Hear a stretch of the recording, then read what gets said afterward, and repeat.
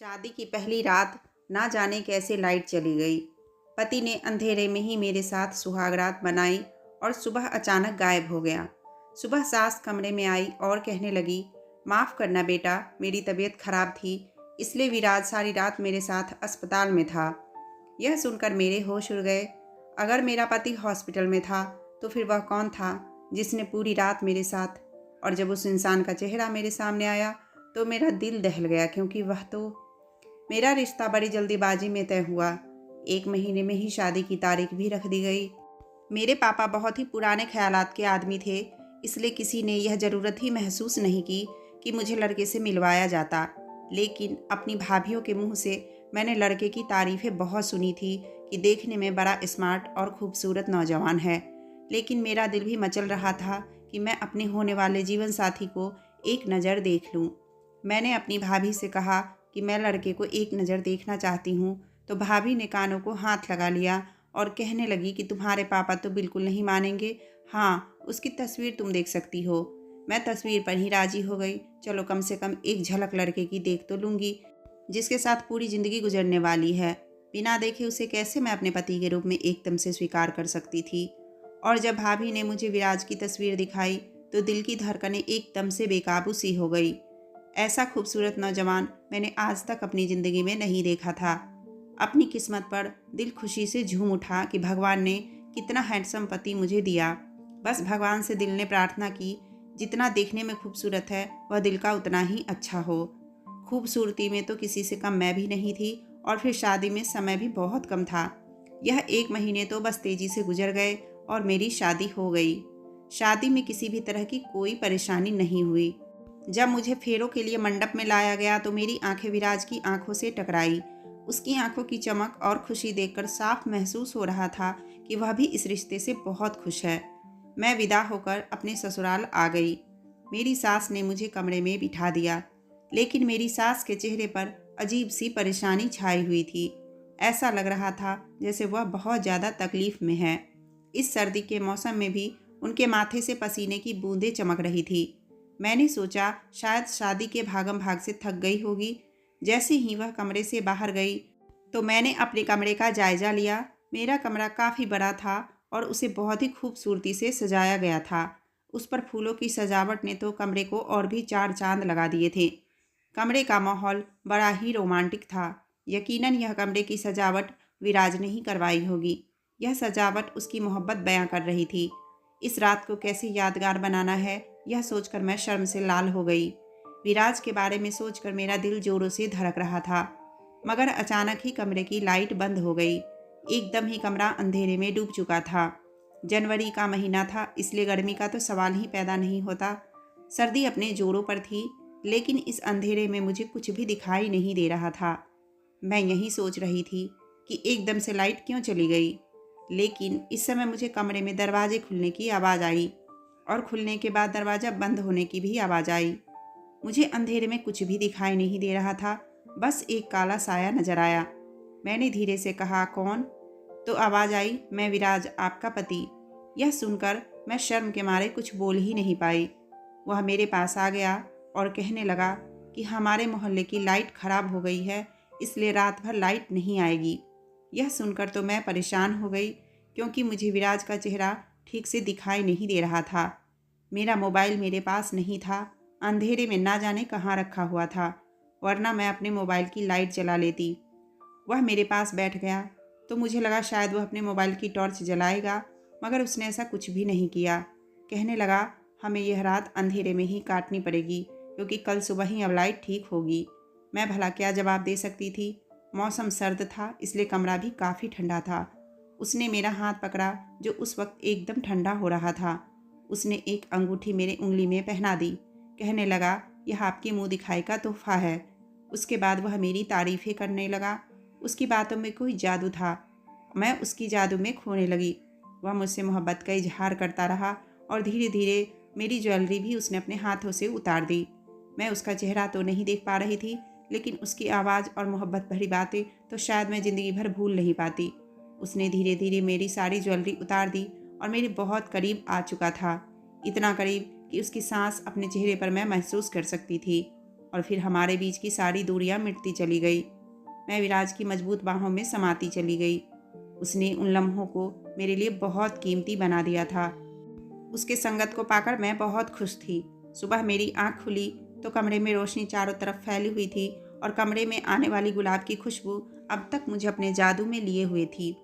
रात का ख्याल आते ही मेरे चेहरे पर मुस्कुराहट सज गई, लेकिन जैसे ही मैंने करवट बदली, मेरे बराबर वाली जगह बिल्कुल खाली थी। मैं एकदम से उठ बैठी। क्या मैं काफ़ी देर तक सोई रही और विराज उठकर चला भी गया? कितनी बुरी बात है कि ससुराल में पहला दिन है और मैं अब तक सोई पड़ी हूँ। यहाँ तक कि विराज भी न जाने कब का उठकर जा चुका है। मुझे आज बहुत शर्मिंदगी आ रही थी। मुझे विराज से भी शिकायत थी। उसको चाहिए था कि वह मुझे जगा देता। मैं यह सोचते हुए जब घड़ी की तरफ नज़र दौड़ाई तो सुबह के 7 बज रहे थे। अब मुझे कुछ उलझन सी होने लगी। इतना वक्त तो नहीं हुआ था कि वह मेरे पास से उठकर चला गया। खैर, मैंने अपने बिखरे बालों को समेटे और धीरे से कमरे का दरवाज़ा खोला तो पूरे हॉल में सन्नाटा था। मैं वापस अपने कमरे में आ गई, लेकिन मेरी आंखों से तो नींद ही गायब हो चुकी थी। विराज इतनी सुबह कहाँ गए? खैर, ससुराल में मेरी पहली सुबह थी। मैं यूं उठकर बाहर नहीं जा सकती थी, इसलिए कमरे में बैठी विराज का इंतजार करती रही। 9 बजे के करीब मुझे कुछ बातें करने की आवाज़ सुनाई देने लगी। मैं उठकर कमरे से बाहर निकली तो मेरी सास हॉल में बैठी हाँफ रही थी। ऐसा लग रहा था जैसे अभी अभी कहीं से आई हो। मुझे देखकर बस हल्का सा मुस्कुराई और कहने लगी, आओ इशिका बेटा, मेरे पास आकर बैठो। मैं धीरे से चलती हुई उनके पास गई और उनके पैर छूकर उनके आशीर्वाद लिया और फिर उनके पास बैठ गई। मेरी सास कहने लगी, मेरी तबीयत अचानक से खराब हो गई थी, इसलिए विराज मुझे डॉक्टर के पास ले गया था। यह सुनकर मैं समझ गई कि वह कमरे में क्यों नहीं था, लेकिन अपनी सास की अगली बात ने तो मेरे होश उड़ाकर रख दिए थे। मेरी सास कहने लगी, बेटा, मैं बहुत शर्मिंदा हूँ। असल में जब रात को मैं तुम्हारे कमरे से बाहर निकली तो मेरी तबीयत अचानक ही बिगड़ने लगी थी, इसलिए पूरी रात अस्पताल में ही गुजर गई। अभी हम लोग वापस लौटे हैं। तुम भी क्या सोच रही होगी कि शादी के रात भी पति कमरे में नहीं आया? अपनी सास की बातें सुनकर मेरे दिमाग में तो धमाके होने लगे। अगर विराज हॉस्पिटल में था तो फिर रात को मेरे साथ मेरे कमरे में कौन था? मेरा दिल जैसे धड़कना भूल गया। मुझे लगा घबराहट के मारे मेरा दम घुट जाएगा। फिर मैंने किसके साथ रात बिताई थी? कौन था वह इंसान जो विराज का नाम लेकर मेरे साथ इतना बड़ा घिनौना खेल खेल चुका था? मुझे लगा कि मैं अभी चक्कर खाकर गिर जाऊंगी। तभी हॉल में विराज दाखिल हुआ। मुझे देखकर एक मुस्कुराहट उसके चेहरे पर फैल गई। मेरी सास ने कहा, लो आ गया विराज। उसने मुझे हेलो किया तो मेरे दिमाग में घंटियां बजने लगी। यह आवाज़ वह आवाज़ तो नहीं थी जिसने रात भर मेरे कानों में मोहब्बत भरी बातों का रस घोला था। अब मुझे अपने आप से ही घिन आने लगी। मैं खामोशी से उठकर अपने कमरे में चली गई। कुछ देर बाद जैसे ही मेरे कमरे का दरवाज़ा खुला, मेरा दिल ऐसा हुआ जैसे किसी ने मुट्ठी में भर लिया हो। विराज कमरे में दाखिल हुआ, दरवाज़ा बंद कर लिया और कहने लगा, सॉरी डियर, बहुत कुछ सोचा था शादी की पहली रात को लेकर, लेकिन मम्मी की अचानक से तबीयत बहुत ज़्यादा बिगड़ गई थी। मुझे अचानक से जाना पड़ गया, लेकिन मैं अपनी बहन से कह कर गया था कि तुम्हें बता दे कि मुझे देर हो जाएगी। रिया ने तुम्हें बताया नहीं? विराज मुझसे बात कर रहा था और मैं बड़ी बड़ी आंखों से उसे देख रही थी। उसे वाकई बहुत देर हो गई थी। सब कुछ खत्म हो चुका था। बर्दाश्त शायद मेरे बस की बात नहीं रही थी। आंसू मेरी आंखों से बहने लगे। मैंने ना में सिर हिला दिया। मेरे कमरे में मेरी ननद नहीं आई थी, ना ही उसने मुझे ऐसा कुछ बताया था। विराज कहने लगा, वह लड़की भी ना बड़ी भुलक्कड़ है, भूल गई होगी। अच्छा प्लीज़ रो मत, मुझे अंदाजा है रात भर तुम परेशान रही होगी। एक लड़की के लिए यह रात बहुत ही अहमियत रखती है, और जब उसका पति पूरी रात कमरे में ना आए और वजह भी उसे मालूम ना हो तो और भी परेशानी की बात होती है। विराज बहुत ही शर्मिंदगी से मुझसे माफ़ी मांग रहा था, लेकिन मैं उसे क्या बताती कि जो तकलीफ़ मुझ पर गुजरी है मैं तो उसे शब्दों में बयां भी नहीं कर पा रही थी। वह मेरे बहुत करीब आ गया था। उसकी आंखों में एक नशा उतरने लगा था। इससे पहले कि वह मेरे करीब आता और कोई और हरकत करता, मैंने उसे पीछे को धक्का दिया। बहुत कुछ गलत हो चुका था। अचानक ही मैं फूट फूट कर रोने लगी तो मेरे रोने से विराज परेशान हो गया और कहने लगा, अंदाज़ा नहीं था कि रिया तुम्हें नहीं बताएगी। विराज ने मुझे मनाने की कोशिश करते हुए मेरे दोनों हाथ थाम लिए, लेकिन मुझे तो ऐसा लगा जैसे मुझे करंट लग गया हो। मैं फ़ौरन से उसके हाथों से अपने हाथ खींच लिए। मुझे अब हर चीज़ से डर महसूस हो रहा था, यहाँ तक कि विराज से भी। मेरी हालत बड़ी अजीबोगरीब सी हो चुकी थी। वह मुझे देखकर परेशान होने लगा। मैंने कहा, मुझसे दूर रहो। वह मेरी इस बात को मेरी नाराज़गी समझने लगा। मैं यह सोच रही थी कि अगर विराज रात को मेरे पास नहीं आया तो कौन आया था। वह कहने लगा, अच्छा ठीक है, तुम परेशान मत हो, आराम करो, मेरी ही गलती है, मुझे खुद आकर तुम्हें बताना चाहिए था। यह कहकर वह कमरे से बाहर चला गया। मेरी हालत अब और भी खराब होने लगी थी। मेरे कानों में रात की सरगोशियां सुनाई देने लगी, वहीं प्यार भरी बातें, वहीं जादू भरे शब्द। मेरा पूरा शरीर कांप कर रह गया था। मेरे लिए तो यह सब कुछ सहना किसी मौत के बराबर था। मैंने अपने दोनों हाथ अपने कानों पर रख लिए ताकि वह बातें बंद हो सके जो किसी गैर मर्द की थी। मुझसे यह पाप कैसे हो गया? मैंने अपने पति को धोखा दिया है। मैं यह सहन नहीं कर पा रही थी। यह क्या हो गया था? कोई कैसे मेरे कमरे में दाखिल हुआ था? कैसे उसने अंधेरे का फ़ायदा उठाया था? मैं क्या कहूँगी विराज से? मेरी बात पर कौन विश्वास करेगा? अगर मैं चुप रहती तो एक पाप की तलवार मेरे सर पर लटकी रहती जो मुझे पल पल मार रही थी, और अगर मैं सब कुछ विराज को बता देती तो वह कभी भी मेरी बात पर भरोसा नहीं करता। वह यही समझता कि मैं मायके से ही बदकिरदारी का दाग लेकर ससुराल आई हूँ। मैं किसी दोराहे पर आकर खड़ी हो गई थी। एक और बात की चिंता मुझे हो रही थी कि अब जब रात को विराज मेरे करीब आएगा तो शायद वह समझ जाएगा कि मैं कुंवारी नहीं हूँ। मैं पहले ही अपना कुंवारापन लुटा चुकी हूँ। इस सोच के आते ही मेरा दिल कांप उठा था। मैंने विराज के अलावा अपनी ज़िंदगी में कभी किसी के बारे में नहीं सोचा था। वह मेरी ज़िंदगी में आने वाला पहला लड़का था। मैंने उसे अपना पति स्वीकार किया था और दिल ही दिल में उससे मोहब्बत भी कर बैठी थी। लेकिन वह कौन घटिया इंसान था जिसने एक ही रात में मुझसे मेरे जीने का हक छीन लिया था। मैं रोए जा रही थी। सुबह के 11 बज चुके थे जब मेरे कमरे पर दस्तक हुई। मेरी आंखें रो रो कर लाल हो चुकी थीं। मैंने जल्दी से अपने आंसू पोंछे। मेरी ननद रिया कहने लगी, भाभी आओ, आकर नाश्ता कर लो। वह विराज की छोटी बहन थी। सिर्फ यह 2 ही बहन भाई थे और तो घर में कोई दूसरा लड़का था ही नहीं जो मेरे साथ यह घिनौना खेल खेलता। आखिर यह किसने किया था? यही एक सवाल मेरी जान ले रहा था। मैं उठकर वॉशरूम चली गई, अपना मुंह हाथ धोया और कमरे से बाहर निकल आई। बाहर डाइनिंग टेबल पर विराज और रिया ही थे, मेरी सास नहीं थी। शायद तबीयत खराब होने की वजह से वह सो रही थी। मैं विराज के बराबर में बैठ गई। वह अपनी बहन को डांट रहा था कि तुमने मेरा कहना नहीं माना, अपनी भाभी को क्यों नहीं बताया कि मैं आज रात कमरे में नहीं आऊँगा। वह कहने लगी कि मैं बहुत थकी हुई थी, इसलिए जल्दी ही सोने के लिए चली गई और मुझे नींद आ गई। वहीं मुझ पर एक और बात का भी खुलासा हुआ। रिया कहने लगी, रात को हमारे घर की लाइट बंद हुई थी, हालांकि सारे मोहल्ले में लाइट जल रही थी। यह सुनकर मैं अवाक रह गई। रिया फिर से कहने लगी, भाई मुझे यह बात समझ नहीं आ रही थी कि हमारे घर की लाइट कैसे बंद हो गई। पूरी रात लाइट बंद रही और जब सुबह मेरी आँख खुली तो लाइट मैंने चेक किया तो अपने घर की मेन स्विच किसी ने ऑफ किया हुआ था। पता नहीं किसने यह सब किया था। इस अंधेरे में ही तो मेरा सब कुछ लुट गया था। विराज रिया की बात सुनकर पहले तो कुछ सोचने लगा, फिर बोला कि हो सकता है मेरे दोस्तों में से किसी ने शरारत की हो, यूं ही अपने घरों को जाते हुए मेन स्विच ऑफ कर गए हों। यह कहकर विराज ने बात खत्म कर दी। मैं नाश्ता करके कमरे में आ गई। इसी बात की सोच विचार कर रही थी कि मेरे साथ यह घिनौना खेल खेलने वाला कौन था कि तभी मेरे मोबाइल पर किसी का कॉल आया। मैंने देखा तो अननोन नंबर था। मैंने जैसे ही फ़ोन उठाया मेरे होश उड़ गए थे। वो वही आदमी था। कहने लगा, कैसी हो इशिका? उसकी आवाज़ सुनकर मेरे हाथ से फ़ोन गिरते गिरते बचा। उसके पास मेरा नंबर भी था। आखिर कौन था वह? मैं बेहद घबरा गई थी। मैंने पूछा, कौन हो तुम? मेरी बात सुनकर वह ठहाका लगाकर हंसने लगा। कहने लगा, अब भी यह पूछ रही हो कि मैं कौन हूँ? मेरे साथ रात गुजारी थी, भूल गई क्या? मुझे तो अभी भी कोई सुनहरा सपना लग रहा है। सच में डियर, तुम्हारी जैसी खूबसूरत लड़की आज तक मेरी ज़िंदगी में नहीं आई। दिल खुश हो गया था मेरा। कहो तो कल की मुलाकात आज फिर से दोहरा दूँ? यह सुनकर मेरे कानों में घंटियाँ बजने लगी। मैंने कहा, तुम कौन हो? तुमने मेरे साथ यह सब क्यों किया?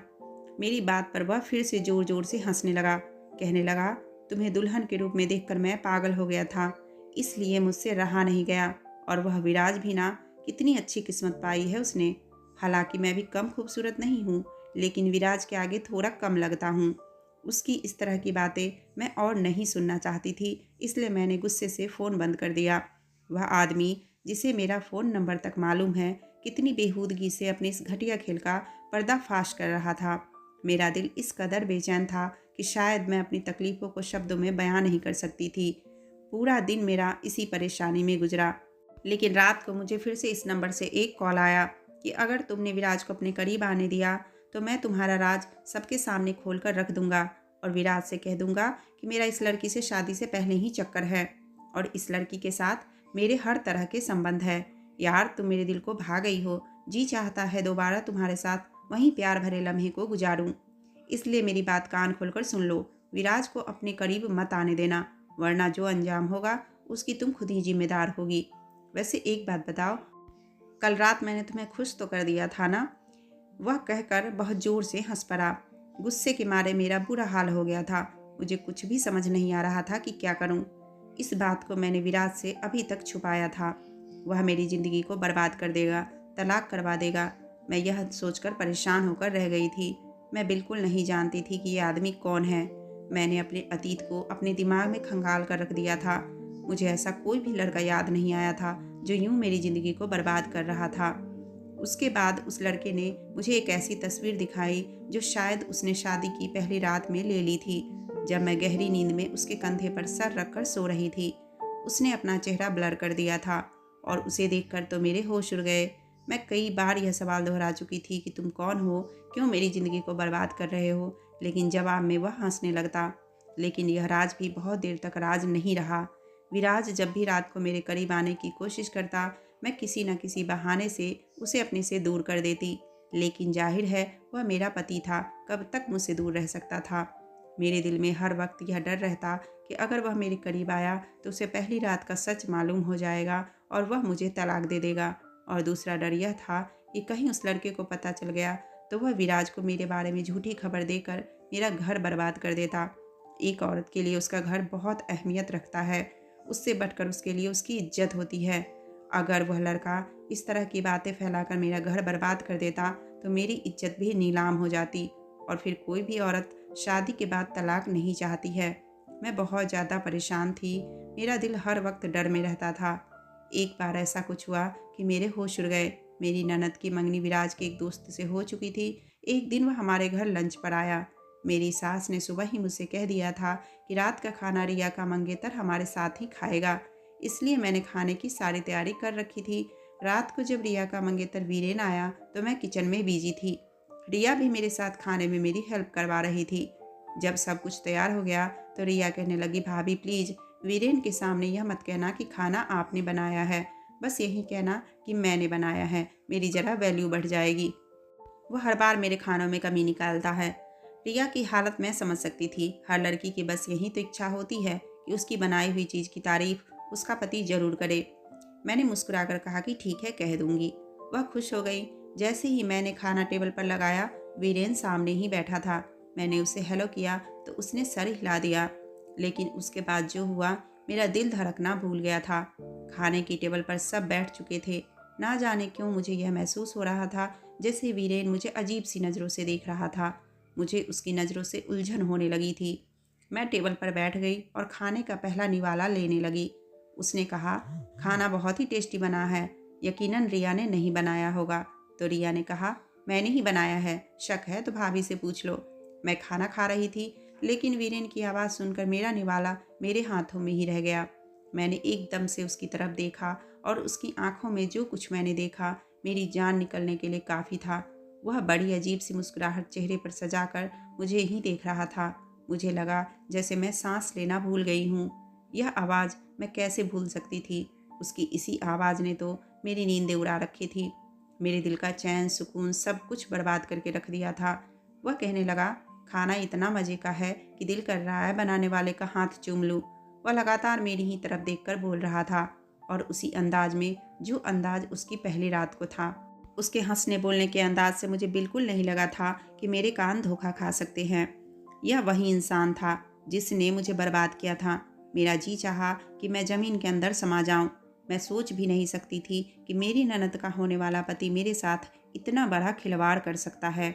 मैंने तो आज तक उसे पहले कभी देखा तक नहीं था, जानती भी नहीं थी, फिर क्यों उसने मेरी ज़िंदगी बर्बाद की। खाना बीच में छोड़कर मैं वहाँ से वापस अपने कमरे में चली गई। कुछ देर बाद ही मेरे मोबाइल पर मैसेज आया कि कल दोपहर को एक होटल के कमरे में पहुँच जाओ, वरना मैं तुम्हारा राज सबको बता दूंगा। मैंने मोबाइल ऑफ कर दिया। मैं यह पाप फिर से नहीं करना चाहती थी, लेकिन सच बोल देती तो मेरी बात पर कोई भी भरोसा नहीं करता। मैं इस वक्त बहुत ही परेशानी में थी कि मैं होटल के कमरे में जाऊं या ना जाऊं। रात को जब विराज मेरे कमरे में आया तो उसकी आंखों में मदहोशियाँ भरी हुई थी। वह मेरे बहुत करीब आ गया। उसने मेरे हाथ को अपने हाथ में लेकर चूम लिया। कहने लगा, अब मैं तुमसे और ज़्यादा दूर नहीं रह सकता। क्यों तुम मुझसे दूर भागती हो? इतना तो मत तड़पाओ। लेकिन मैंने उससे अपने हाथ खींच लिए। मेरी हरकत पर वह हैरान हुआ। कहने लगा कि तुम्हारे साथ क्या मसला है, क्यों मुझसे दूर भागती हो? ठीक है, शादी की रात मैं अपनी माँ की वजह से हॉस्पिटल चला गया था। तुम्हें इस बात की खबर नहीं दी थी, लेकिन इस बात की सज़ा तुम कब तक मुझे दोगी? मैं खामोश थी। क्या जवाब देती कि मैं कैसी मुसीबत में फंस चुकी हूँ। पता नहीं वह मेरी बात का विश्वास करता भी या नहीं। मैंने कहा, विराज, मुझसे कितनी मोहब्बत करते हो? मेरे सवाल पर वह मुझे गौर से देखने लगा और कहने लगा, क्या मतलब? मैं तुमसे अपनी जान से भी ज़्यादा मोहब्बत करता हूँ, लेकिन तुमने मुझे प्यार करने का मौका ही नहीं दिया। वह मेरे बहुत करीब आकर मेरे कानों में सरगोशी करने लगा। वह शायद शरारत के मूड में था, लेकिन मैंने बहुत ही शांति से कहा कि आपको वीरेन कैसा लगता है?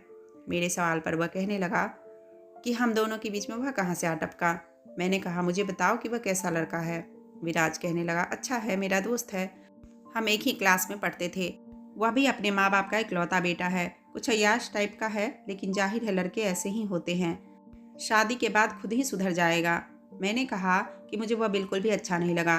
मेरी बात सुनकर विराज के माथे पर बल पड़ गए। कहने लगा, आज तो यह कह दिया, आगे मत कहना, और मम्मी और रिया के सामने तो बिल्कुल भी मत कहना।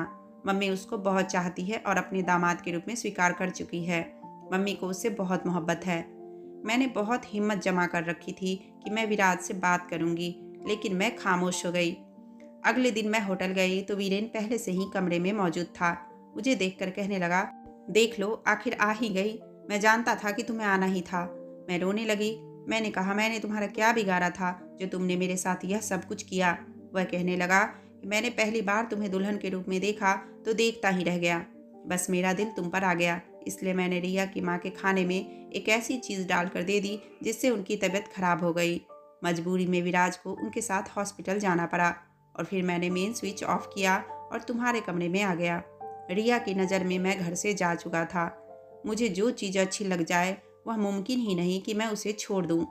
वह अपनी हर बात मान रहा था। मैंने मुस्कुराकर उसको देखा और होटल के कमरे का दरवाज़ा खोल दिया। बाहर विराज खड़ा था। मैं उसको अपने साथ ही लाई थी ताकि वह हकीकत जान जाए। मैंने सोच लिया था, मेरा अंजाम चाहे कुछ भी हो, भले ही विराज मुझे तलाक दे दे, लेकिन वीरेन को उसके गंदे इरादों में कामयाब नहीं होने दूंगी। इधर वह मुझे ब्लैकमेल करके मेरे साथ गलत करता, उधर वह रिया को भी धोखा दे रहा था। मेरी तो ज़िंदगी बर्बाद हो ही गई थी, रिया की ज़िंदगी बर्बाद नहीं होने देना चाहती थी। उस समय विराज की आंखें गुस्से से लाल हो रही थी। वीरेन की तो रंगत ही उड़ गई थी।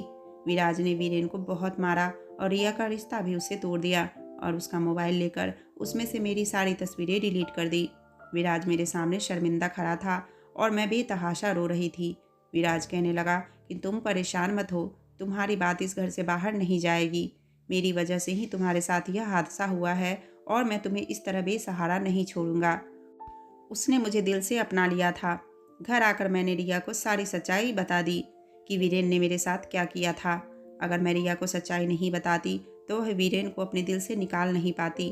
वीरेन की सच्चाई जानकर वह बहुत रोई। उसका दिल टूट गया था, लेकिन कम से कम इस बात का तो सुकून था कि वह एक गलत इंसान से बच गई थी। विराज ने मुझे दिल से अपना लिया था और उस रात मेरी ज़िंदगी की सबसे खूबसूरत रात थी जो मैंने विराज के साथ बिताई थी। मेरा पति मुझसे सच्ची मोहब्बत करता है। मैं अपने पति के साथ बहुत खुश हूँ। कुछ दिन बाद रिया की शादी एक अच्छे लड़के से हो गई। वह अपने ससुराल में बहुत खुश है।